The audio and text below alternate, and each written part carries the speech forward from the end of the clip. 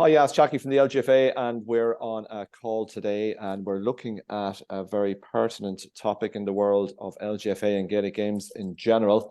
It's how we create a positive coaching environment across the board, and this is the first of a two-part series we're going to be looking at from the players' perspective. And in session 2, we'll be talking to some coaches and managers about this whole theme. So I'm very happy to be joined today by 3 special guests. The first one, I'll introduce William Harmon, who's the LGFA Head of Coach Development on the bottom left-hand side of my screen as you look. Emily Martin is National Development Officer with remit for Coach Development. I hope I've that one right, Emily, and welcome to the LGFA team as well while we have you on board. And Niamh Crowley from Fingollians in County Dublin, bottom right-hand side of my screen. Niamh, how are you? I'm all good, thank you. How are you? Good. Niamh, I'm from Tipperary, so we'd either call it Crowley or Crowley. So you can clear that one up for us anyway, straight away to kick off. It's Crowley, but most of the girls on my team still go with Crowley, so it's whatever you feel like it. Okay, very good. Good to see you, Niamh. Can I first of all congratulate Emily and Niamh on their respective All-Ireland Championship victories in the TG4 Championships. Emily with Down in the Junior Championship and Niamh in the colours of Dublin at senior level. And Niamh, you've also earned yourself a TG4 All Star nomination as well. It's been a whirlwind period of time for you, I presume. Yeah, no, it has. Definitely wasn't the year I was expecting, but I'm definitely having no complaints. It's been a great year.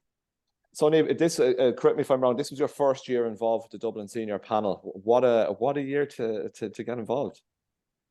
Yeah, it was. I was minor last year, so we didn't have like a great year at minor. We didn't really win much, so I was just happy enough to go back with my club.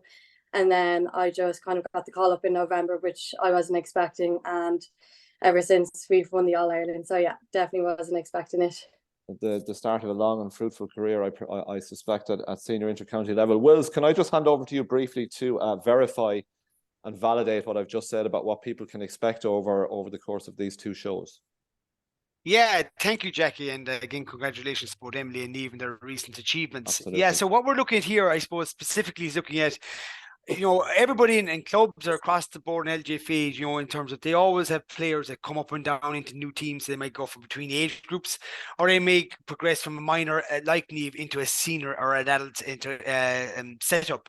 So we're going to look at from a kind of a player's perspective today. And Niamh and Emily would have been those players that have been going from kind of into new environments, and how can we as coaches or that coaching environment create a real positive atmosphere whereby players feel welcomed when they come into a new setup.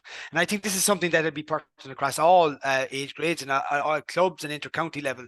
So Niamh and Emily are going to look at it from a player's perspective in this show. And then hopefully in a few weeks' time, we'll look at it from the coach's perspective around that importance, Jackie, around creating that welcoming environment for any new players coming into a new setup, which can be daunting at the best of times. So obviously Niamh got a very positive should I say, environment there, and progressed on to play our best football this year. So really looking forward to hear the views of Emily and Niamh today, and then we'll progress it on in the show too, from a coach's perspective, Jackie.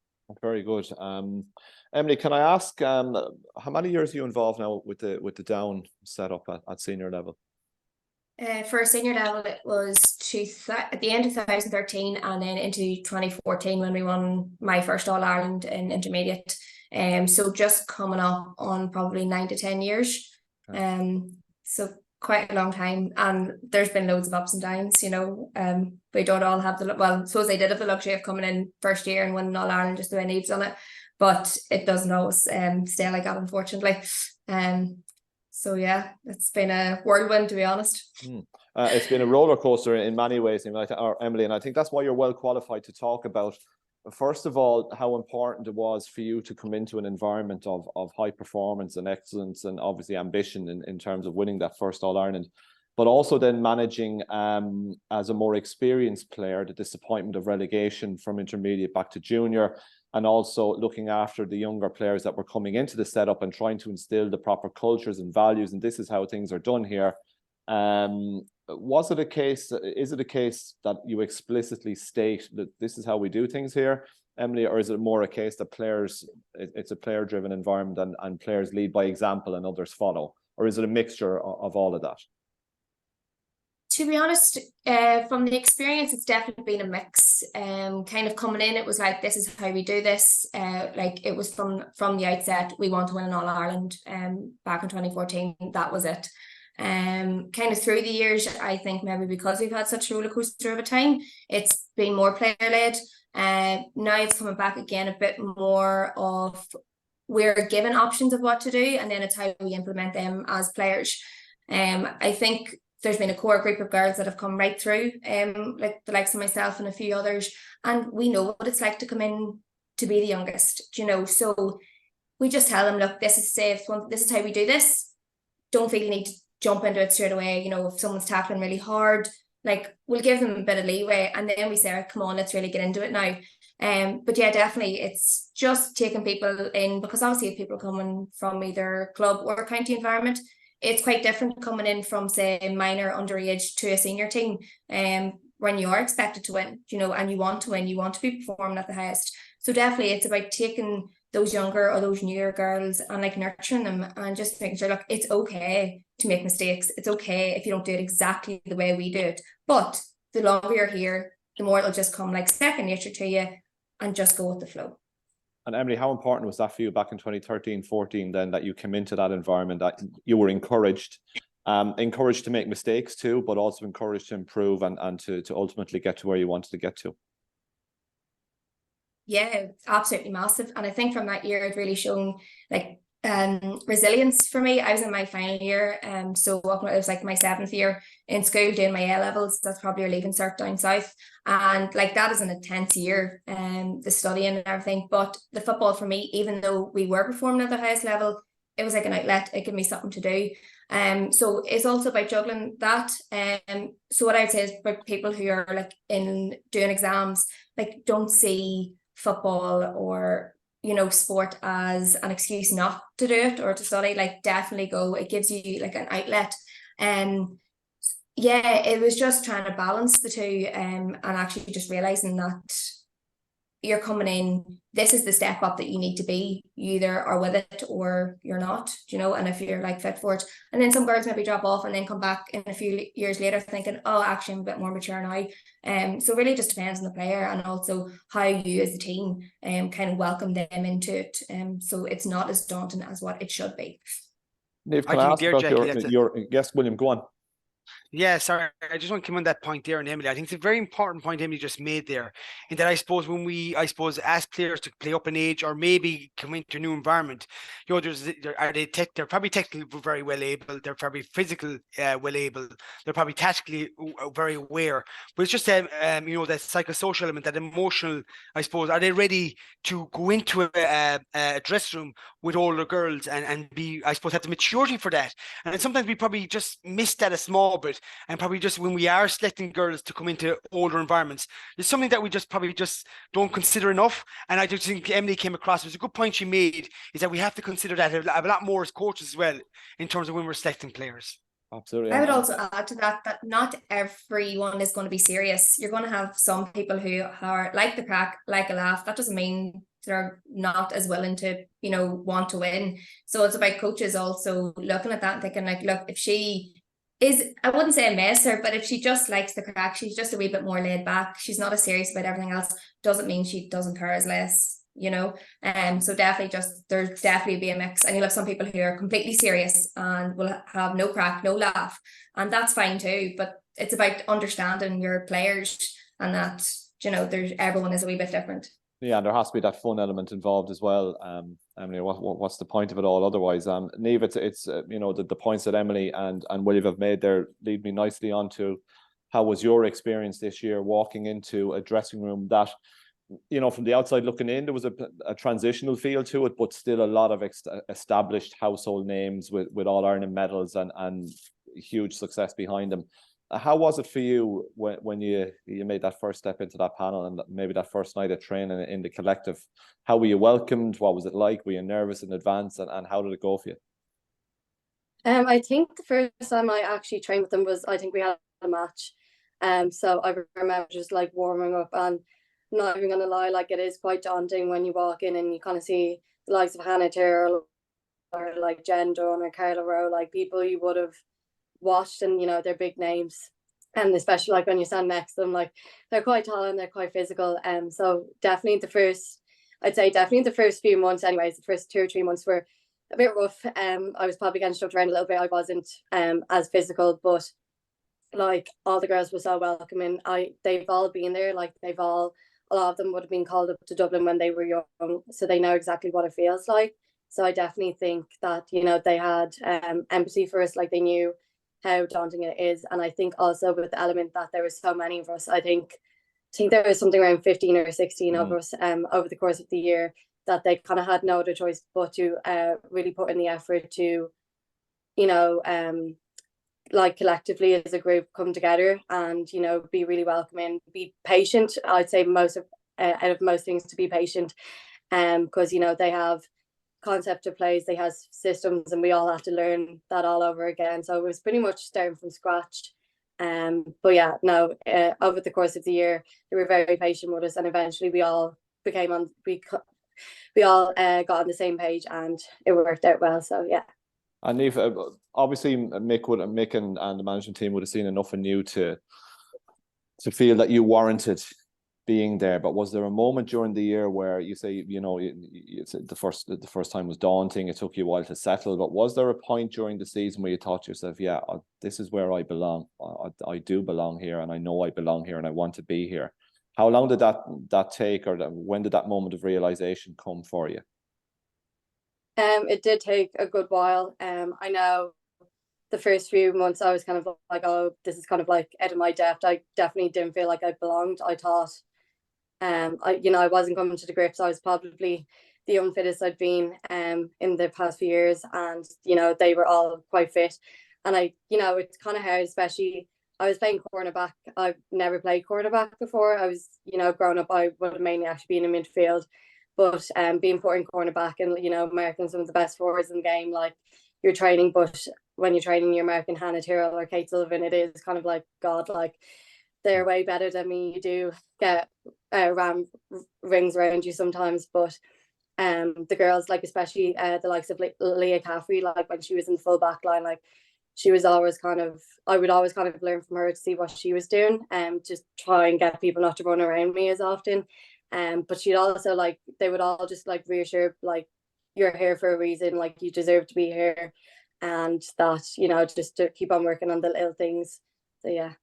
Yeah, it's interesting you mentioned, you know, the conversion from a player further up the field to a cornerback. It's not the first time Mick has done that with a player. Like Ava Rutledge, for example, springs to mind from a few years back. So you're pitched into this panel. You're normally a midfield player, and now you're told you're going cornerback. How did you manage to process all of that? Yeah, I don't know. It's quite difficult at the beginning because like I had to do certain things that I wasn't used to, and I had to kind of learn how to mark properly, I suppose. Like I knew that it wasn't like other days. I had to get out in front of my other player. I couldn't just let her win the ball and then tackle, because, you know, you're not going to get the ball off them if you let them win it at the first place. But yeah, it was just kind of learning the importance of getting out in front, and if they do get by you, like it's not over, like the ball's not over until it's like in the net or anything like that. So you just kind of have to take everything with a bit of pinch of salt. Like you're not going to get it right every time. People are going to score goals and points against you, but like it's just a fact of life. You're going to come against really, really good forwards, like the likes of Louise and Hurtig, who are very, very difficult to mark. And I think that's one thing we all learned, especially this year, was to have resilience. Like you're not going to be able to play your best game all the time, but you just need to, you know, forget about it and move on. And that was kind of the culture. That was the main thing when we were brought in. Like we did all of our physical and athletic stuff with our coaches, but as like a group and a unit, we did a lot of like talks and like psychology talks about our culture and like our standards and what we expect ourselves to, how we carry ourselves, that kind of stuff. And resilience was kind of the main thing, to be honest, and work rate. So those two kind of go hand in hand. Emily, can I come back to you on just some of the points that Niamh has raised there? And I think that, you know, her honesty first and foremost sticks out an absolute mile, and that, you know, took her time to settle. She wasn't at her fittest, had an awful lot to learn. So in light of all that, how important is the role of the more senior player in the squad who may feel that she is the more complete package and is much further developed, to have that patience with the younger players, to let them develop, to let them make mistakes, to let them settle, and to not hammer them when, you know, let's face it, they've been there in that very same situation as well. How important is that and as part of the overall team ethic and the environment that you're trying to create that ultimately leads to being successful? Yeah, it's absolutely so important, and it's exactly what Niamh was saying. Like, they're coming in to be part of a team. They're not coming in to play by themselves, you know. So you have to think, like, one person could get injured and the next person needs to step up and know exactly what they're doing. So it's about, like Niamh said, encouraging them. If they make a mistake, look, that's okay. You can go again. Like, it's not the end of the world.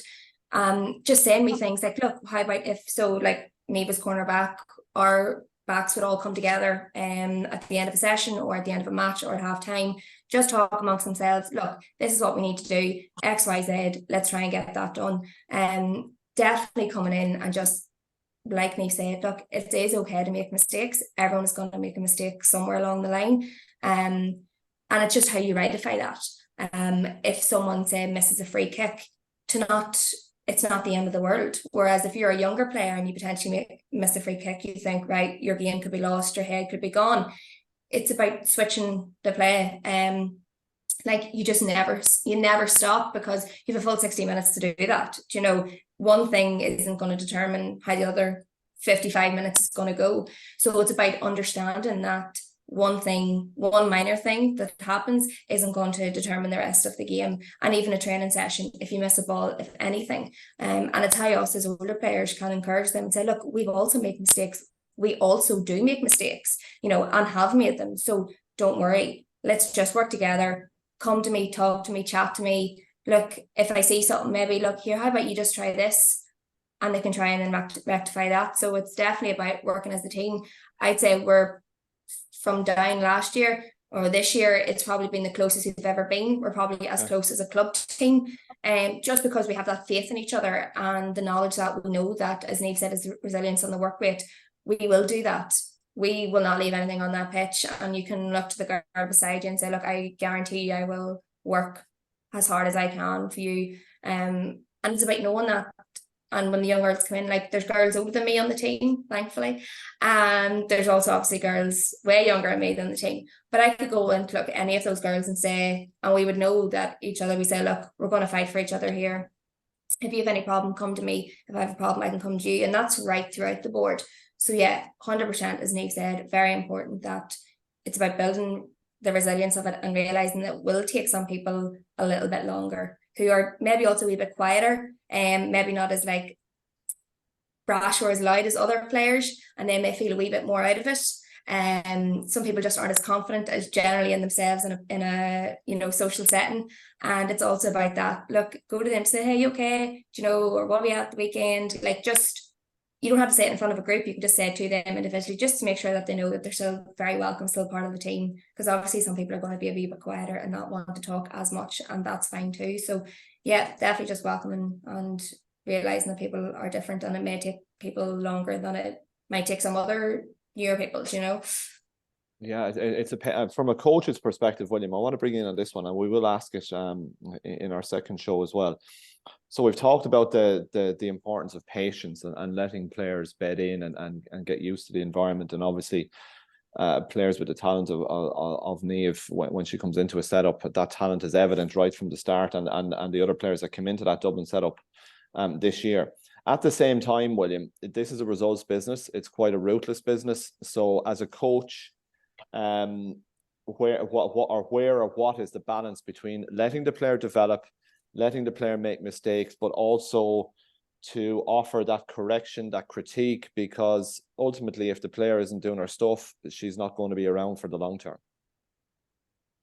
Yeah, but I suppose what I'm learning from listening to Emily and Niamh is the environment that's created by the coaches to develop this culture of, you know, a successful culture or a positive culture. There, and I think Niamh mentioned about that. But Will, I thought not everyone will revel in that. It won't. No. Like, not everyone's going to make it. So I guess what I'm asking is, from the coach's perspective, how much patience do you have with a player to let her develop until you ultimately might have to trim the panel, make a hard call, or say, look, I think this player, you know, she's making mistakes, she's still settling in, but I still think ultimately she's going to make it? Is that a gut feeling? Is that based on metrics, data, stats, what you have available as a management team? How does that work?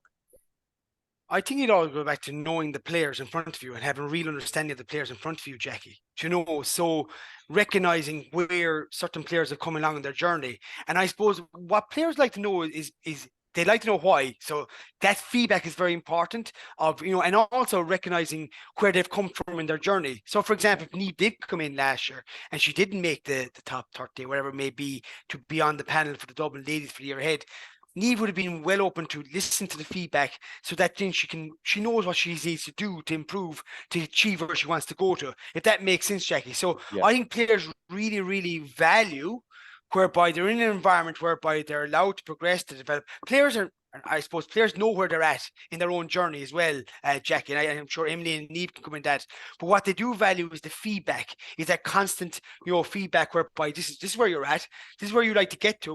We're going to help you try and achieve that. It might happen today, it might happen next year, or it might happen, but you know what? We'll help you to be the best you can be, and we're going to help you improve. And I think when players get that kind of feedback on a regular basis, I think it really helps. And I think they accept it in a lot better, Jackie. You know, knowing why would be the big thing for me. But what I've learned from the girls here is that the environment that the coaches are creating here, where they're really kind of outlining what their expectations are, what's expected of them when they come into this group, but also giving ownership to their players, their peer players, to give that support. And I think it's very important, whereby they recognize these are players coming to a new environment. Well, this is what we need to do to make sure they feel welcome. They can develop to the best of their ability, and we can give them that support where required.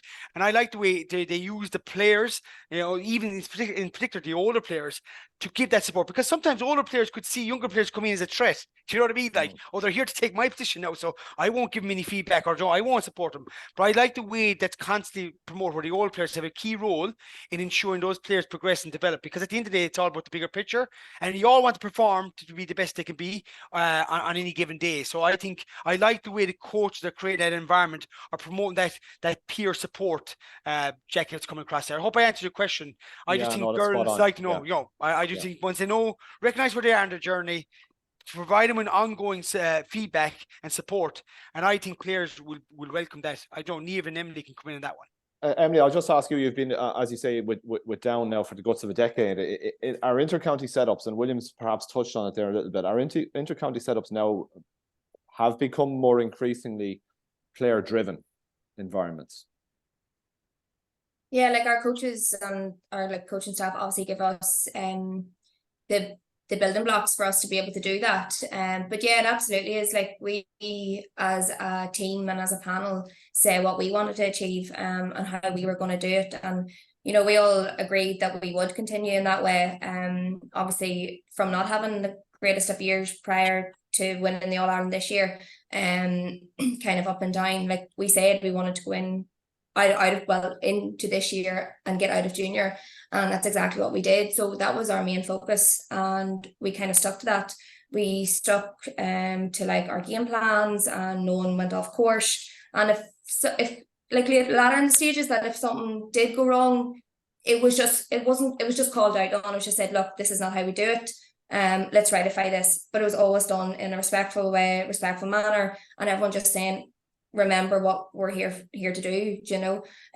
So yeah, definitely it is more player led, in the fact that for us this year, we as players wanted to win more so than, you know, you want to win for your county obviously, but we as a group of players wanted to win because we have put so much effort in. And I'm sure the likes of Niamh and going forward, that it will come from players when they realise, you know, not every year is going to be winning All Irelands, winning Ulsters and the leagues and everything. That's when what it boils down to. So we had those years, we had those dog years of like working hard, getting through, and then once we got to that, we're like, right, this is what we need to do. So as players, it was on to us. Your coaches, your managers, your backroom staff can only give you as much of the technical and the tactical stuff. It's what we do as players off and on the field then that will, you know, help drive that forward.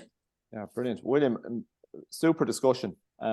Is there anything else you want to touch on specifically before we wrap up? I think Emily and Niamh as intercounty players there have offered some sparkling insights into what creates a good environment. Yeah, I think it's a great discussion. I'm sure this is one that goes across every club and every intercounty scene across the board. It's something that every coach will encounter. And I suppose just from listening to Niamh and Emily speak, as coaches, we need to probably think about this a lot more about that transition. And just because, as I said, on the field of play, the players can run up and down the field and kick 10, 12 points. They're physically able. I think we just need to think about the person a bit more, and that transition can be difficult for a lot of players to move from one team to another, or from a minor team to an adult team or an older dressing room. So I just think as coaches and as coaching groups, we just need to be more conscious of that. And what little strategies can we put in place to support our players? And the girls have spoke very strongly about the importance of that, your fellow players or the older players, or that peer support. And that came across very strong here. But that doesn't just happen. That's obviously the coaching group thinking about that and probably putting strategies in place to allow the players to do that. So if a new player comes in, they feel welcome. So they might even say to one older player, "Come here tonight. Emily's coming in tonight for the first time." Actually, no, it's actually Niamh. Emily, in fairness, you did a good job. But you know what I mean? Emily or Niamh is coming in. Well done. And your job tonight is to make sure that Emily and Eve feel welcome tonight. That's your job tonight. Don't whatever happens in the session, that's your job. I just think that's a nice thing, and I just think it's coaching to think about that a bit more, and just not assume that these players are just going to come in and they're going to fit in. There's a lot of challenges to that, So I just thought it was nice. The feedback from the girls. It's nice to hear from the players, and I just think hopefully coaches and players will take something from this, in terms of welcoming that environment. I just think it's hugely important that is probably thought about a bit more, and as a result, I think the players didn't fit in to the setup a lot easier. Yeah, just to back well up on that actually did happen to us this year. There was a couple of new girls coming into the squad a bit later on, and we kind of set up like a buddy system. So like when we walked into training, it was like, "Hi, this is Niamh. She's from whatever club." And then we were around to say, everyone said, "Hi Niamh, like don't be afraid, we're going to be doing a training." And then once we kind of knew them and realised where they were from, we were like, we would offer them a lift to training. Do you want a lift this evening, or do you need to, so just it kind of gives you that kind of link and that friendship type thing. So you're also kind of friends outside of the training session, so that they think they're obviously more welcome. So yeah, just different things that may seem minor and small, but it could make a difference to your team environment, and then to making that one person feel a bit more welcome. That's Emily, just what we did this year. Are you looking forward to getting back in with Down and looking ahead to next year and trying to consolidate back in the intermediate grade and doing good things in the league as well? Yeah, absolutely. So we're probably meeting up now shortly. The year doesn't be long going around. But yeah, it'd be great to see everyone again and just see what the plan is of action for this year. Then obviously we feel that we're back in intermediate, and that's probably where we should be, and try and kick on from there then. See hopefully how it goes. Maybe meet Niamh someday. You never know. And Niamh, for your good self, and thanks for coming on. Niamh, unbelievable maturity for a young player as well, may I say. So you've already got an All-Ireland senior medal. So you were the hunters in 2023. You're going to be the hunted in 2024. How do you think that's going to differ? And now a more established player, what kind of expectations are you going to put on yourself as you head into a new season? Well, hopefully we can do better in the league. We didn't do too bad this year in the league, considering like there was an awful lot of new ones of us. Hopefully a good few of the girls stay around for another year or so. I'm not too sure what's happening there, but then hopefully we have new girls in, and we can just keep pushing on, do better in the league, and then hopefully retain our Leinster title and hopefully All Ireland title as well. Not a lot to ask for, is it, folks? Absolutely great stuff. Niamh Wills, do you want to wrap it? And my thanks to Emily from Down, and again, Emily, welcome to the LGFA team. And Niamh, we wish you all the very, very best going forward as well, and we look forward to seeing many more years of you in Sky Blue. So William, I'll leave the last word to you.